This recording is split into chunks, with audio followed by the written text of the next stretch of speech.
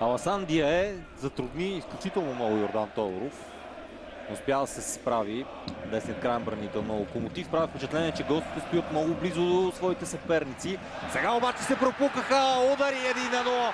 Ботев Пловдив повежда в 18-та минута на този мач с гол на Анисе. Прекрасно проведена атака. Пропукаха се точно в сърцето на отбраната. Централната двойка защитници, които бяха похвалени от нас. И така Анисе дава преднина на Ботев Пловдив с много точен удар с десна край. Прекрасно проведена атака за Ботев Пловдив. Завърши с безпощаден удар на Бел Анисе. Ботев Локомотив 1-0, 18-та минута. Ще видим на повторение отново как беше изведен на Анисе. Ето как Тодор Неделев много майсторско с едно докосване. Подаване наистина. Пас от световна класа към Анисе, който с вътрешен удар изпрати топката в левия долен ъгъл на вратата, пазена от Йордан Господинов. Нямаше какво да направи той. Още с поемането Анисе си откри прекрасно пространство за удар. Просто пусна топката покрай Йордан Господинов.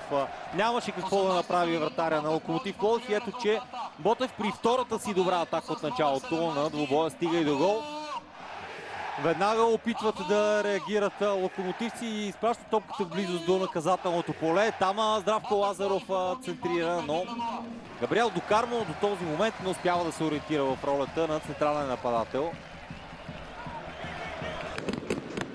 Няма да има нищо против Станимир Стоилов на минимална победа. Веселин Минев.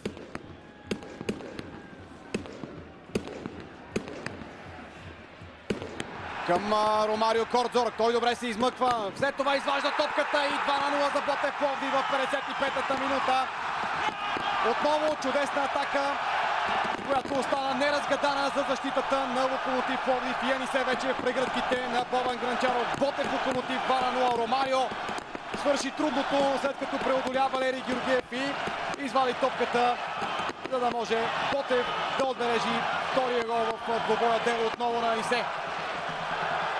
Анисе се превръща в герой за Ботев Пловдив. Най-силният матч на Мадагаскарът с екипа на канарчетата, откакто се присъедини към този клуб от състава на ЦСК, но аплодисментите тук трябва да бъдат изцяло за Ромарио Кордзор. Първо при освобождаването срещу Пламен Крачунов. След това по начина, по който подаде към Анисе, просто го задължи да реализира. Ето тук се вижда колко добре се справи и Ромарио, без да гледа. Инстинктивно просто прати топката за Анисе, който връхлетя и отбеляза втория гол. Голът на спокойствието.